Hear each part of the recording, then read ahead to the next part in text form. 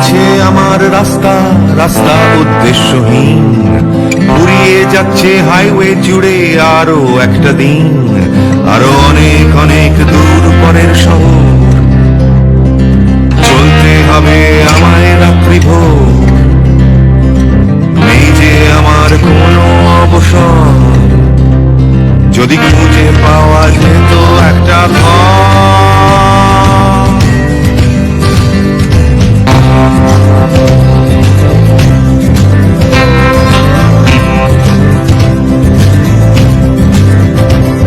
আমি বেরিয়ে পড়েছিলাম ফেলে হাজার পিছু টান, ছিল না গন্তব্য, শুধু ছিল অনেক গান। সেই গানগুলো আজ গেছে কোথায় পড়ে, আমার অজান্তেই রাস্তার ধারে। যদি খুঁজে পাওয়া যেত হঠাৎ করে, যদি খুঁজে পাওয়া যেত ঠিকানা, কেউ কোথাও আছে আমার জন্য অপেক্ষায়। তো দর্শক, আমি এখন হেঁটে যাচ্ছি আরাফার ময়দানের উদ্দেশ্যে। এইখানে যে বাড়ি ঘরগুলো দেখতে পাচ্ছেন, এই ঘরগুলো অস্থায়ীভাবে এখন রেডিমেড তৈরি করা হচ্ছে। হাজিদের তাঁবু আর এই টেন্ট, এইগুলোকে তাঁবু বলে, কিন্তু এটা হলো বাড়ির নকশার ডিজাইনে করা আর কি। এগুলো আবার হজ শেষ হলে এগুলো আবার বন্ধ করে দিবে। এটাই হচ্ছে হলো মূল আরাফার অংশ। আর এই রোডটা দেখতে পাচ্ছেন, এই রোডটা এখন ফাঁকা, কিন্তু হজের দিনে এই রোডটা পুরা লোকে লোকারণ্য হয়ে যাবে। এই কারণে অনেক সময় অনেক হাজি ভুলবশত, কারণ অনেক দল থাকে তো ওনারা পথচ্ছিন্ন হয়ে যায়। কিন্তু এখন রাস্তাতে হাঁটলে আপনি হারাবেন না, রাস্তা সোজাই আছে। কিন্তু ওই সময় ভিড় থাকার কারণে কোন দলের লোক কোন গ্রুপে চলে যাচ্ছে সেটা তাদের খেয়াল থাকে না। এই যে এগুলো সব এক একটা তাঁবু। আর আমরা আস্তে আস্তে সামনে আগে যাচ্ছি, যেখান থেকে খুতবা দেয় যে মসজিদ থেকে, সেই মসজিদটা আমরা দেখব। চলুন সামনে যাওয়া যাক। দর্শক, আরাফার ময়দানে এই হলো জাবালে রহমা পাহাড়, যেখানে আদম আলাইহিস সালাম এবং মা হাওয়া এবং এবং এই সেই স্থান যেখানে হচ্ছে হলো তারা মিলিত হয়। আল্লাহর অশেষ রহমতে তাদের গুনাহখাতা এখানেই মাফ হয়, এই সেই স্থান। আর ওই যে স্থানে দেখতে পাচ্ছেন সামনে একটা চারকোনা যে পিলার, ওখান থেকে রাসূল সাল্লাল্লাহু আলাইহি সাল্লাম খুতবা দিয়েছিলেন। ওই যে সামনে, আমার সামনে আঙ্গুল বরাবর দেখতে পাচ্ছেন যে ওই যে লম্বা চারকোনা মিনার, ওখান থেকে রাসূল সাল্লাল্লাহু আলাইহি সাল্লাম খুতবা দিয়েছিল এইখানে। আর এই এই এই জিনিসটাই হচ্ছে হলো জাবালে রহমা পাহাড়। এখানেই হচ্ছে হলো রাসূল সাল্লাল্লাহু আলাইহি সাল্লামের আগে আদম আলাইহিস সালাম এবং মা হাওয়া রাদিয়াল্লাহু তাআলা এখানে এসে তারা মিলিত হন পৃথিবীর বুকে। বিচ্ছিন্ন অবস্থায় থাকার পর তারা পৃথিবীতে এই স্থানটাতে মিলিত হন। এটি হচ্ছে সেই জাবালে রহমা পাহাড়। আর আশেপাশে দেখতে পাচ্ছেন হসপিটাল ও সরকারি স্থাপনা। দর্শক, আর একটা কথা আমি বলতে ভুলে গিয়েছিলাম, তাই আমি আবার এই স্থানটাতে চলে আসলাম।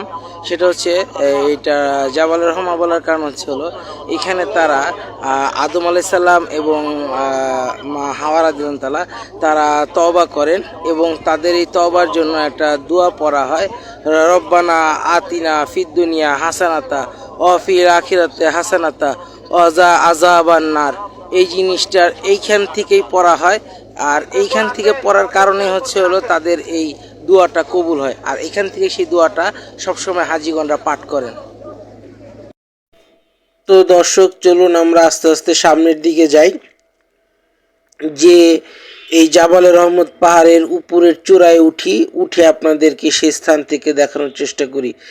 দেখতে পাচ্ছেন অনেক দর্শনার্থী হাজি এখানে হাজেরানরা উপস্থিত হয়েছেন, তারাও যাচ্ছেন। আমরা তাদের পিছে পিছে যাই, দেখতে থাকুন। দেখছেন কি সুন্দর সিঁড়ি করে রাখা হয়েছে পাথরের ভাঁজ কেটে কেটে।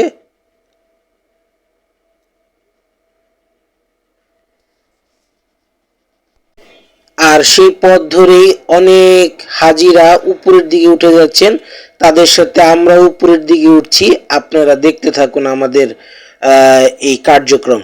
আমরা উপর থেকে আপনাদেরকে দেখাবো জিনিসটা কিরকম কি, এবং সেখানের মানুষজন এসে কি করছেন সেগুলো আমরা তুলে ধরার চেষ্টা করব।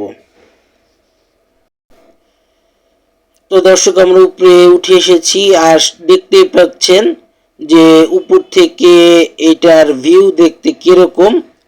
আর তার আগে আমি আপনাদের বলে রাখা ভালো, কিছু হাজিরা এখানে সালাত আদায় করছেন, দেখতে পাচ্ছেন। আবার অনেকে এখানে দুহাত তুলে দোয়া করছেন, যেহেতু এটা দোয়া কবুলের একটি স্থান। আর সামনে দেখতে পাচ্ছেন সেই স্তম্ভটা, এই স্তম্ভেই এসে আদম আলাইসাল্লাম এবং বিবি হাওয়া রাদিয়াল্লাহু তাআলা তারা একত্রিত হন এবং আল্লাহর কাছে তওবা করেন। আগে আমরা যে দোয়াটা বলেছি সেই দোয়াটাই তারা এখানে পাঠ করেন। আর দেখতে পাচ্ছেন এখান থেকে পুরা এই আরাফার ময়দানের দৃশ্যটা খুব সুন্দরভাবে দেখা যাচ্ছে। এই সবুজ গাছগাছালির ভিতরে কিন্তু তাঁবুগুলো টানানোর প্রস্তুতি নেওয়া হচ্ছে, যা 9 জিলহজ আরাফার ময়দান হিসেবে হাজির এখানে অবস্থান করবেন সেই উপলক্ষে। আরেকটি জিনিস বলে রাখা ভালো, এই যে হলুদ রঙের যে সাইনবোর্ডগুলি দেখছেন, এটাই হচ্ছে আরাফার সীমানা বা আরাফাতের সীমানা। এই সীমানার বাইরে চলে গেলে 9 জিলহজ তার আর হজের মূল আনুষ্ঠানিকতা বা হজ সম্পন্নটা ব্যর্থতা ঘটবে বা হজ হবে না। সেই ক্ষেত্রে তাদেরকে এই হলুদ সীমানার ভিতরেই অবস্থান করতে হবে, তাহলে তাদের হজটা পরিপূর্ণতা পেয়ে যাবে। কারণ হজের মূল আনুষ্ঠানিকতার মূল জিনিসটি হচ্ছে 9 জিলহজ আরাফার ময়দানে উপস্থিত হওয়াটা। তো আপনারা দেখতেই পাচ্ছেন আর আমাদের চ্যানেলের মাধ্যমে দেখতে থাকুন, আপনাদেরকে আমরা দেখাচ্ছি এখান থেকে পুরা আরাফার ময়দানের দৃশ্য। এবং আরাফার এই উঁচু স্তম্ভ জাবাল রহমত পাহাড় থেকে আপনাদের কিরকম লাগছে সেটা আপনারা কমেন্ট সেকশনে জানানোর চেষ্টা করবেন। আর সামনে যেসব স্থাপনাগুলো দেখতে পাচ্ছেন, এগুলো হাসপাতাল, বিভিন্ন সরকারি স্থাপনা।